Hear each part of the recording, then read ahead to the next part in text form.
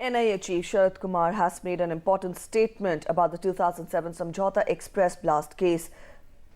He has said that there was no proof against Lieutenant Colonel Prasad Purohit in the Samjhauta blast case, but investigation against him is underway in connection with the Malegaon blast case. Purohit has been charge-sheeted by ATS Mumbai in Malegaon blasts in 2008, and NIA was carrying out further investigations in the matter. The NIA has filed charge sheet against 8 people in connection with the Samjhauta blast case, which includes Naba Kumar Sarkar, alias Swami Asimanand, late Sunil Joshi, alias Sunil G, Ramchandra Kalsangra, Sandeep Dange, both absconding, Lokesh Sharma, Kamal Chauhan, Amit and Rajendra Chaudhary. The case pertains to criminal conspiracy which resulted in bomb blasts in the Atari Express Samjhauta train near Panipat, Haryana on 18th of February 2007. Several witnesses have turned hostile in the case.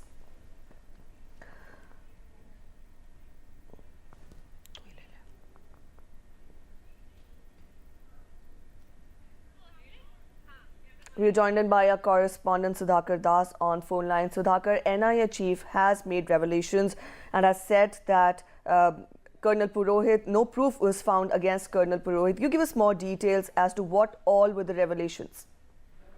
जी बिल्कुल प्रीति, दो अलग अलग मामले हैं। एक समझौता express में जो ब्लास्ट हुआ था वो मामला है, दूसरा मालेगांव ब्लास्ट का मामला है।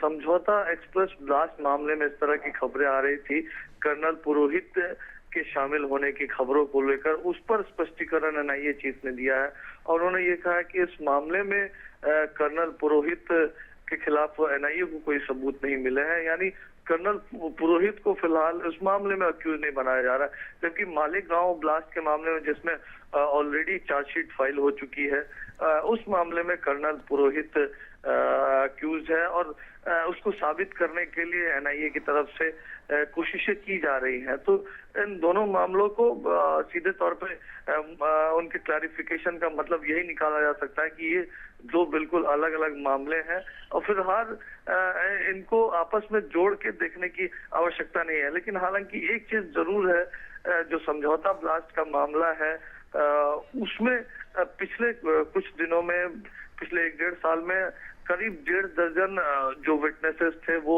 हॉस्टाइल हुए हैं। उसकी वजह से एनआईए के लिए मुश्किलें, चुनौतियां उस मामले में बढ़ती जा रही हैं। हालांकि एनआईए कह रहा है कि वो अभी भी कोशिश में लगा है और साथ ही साथ जो दूसरे और तमाम पहलू हैं जो ऑलरेडी इस मामले में हिरासत में हैं, कैद में हैं, उनके अलावा क्या कुछ और भी संभावनाएं हो सकती है, उन तमाम संभावनाओं पर एनआईए जरूर नजर डाल रही है। Now, Sudhakar, how important is this revelation by the NIA chief? Now, we know that the investigations will continue in the Malegaon blast case, but then when we talk of the Samjhauta Express, we've also told our viewers about those who are absconding and those who are accused, and also how witnesses have turned hostile. This is what you also tell us. What is the way forward in the case, and how crucial is this revelation by the NIA chief that no proof has been found against Colonel Purohit in the Samjhauta Express blast case? देखिए प्रीति, इस मामले में भी जो समझौता blast का मामला है उसमें पहले ही चार्जशीट फाइल हो चुकी है, जिसमें स्वामी असीमानंद सहित कई लोगों को आरोपी बनाया गया है और उनके खिलाफ सबूत। उसमें कर्नल पुरोहित उस चार्जशीट में उसका नाम शामिल नहीं था, तो उसको क्लैरिफाई करने की कोशिश एनआईए चीफ की तरफ से की गई है।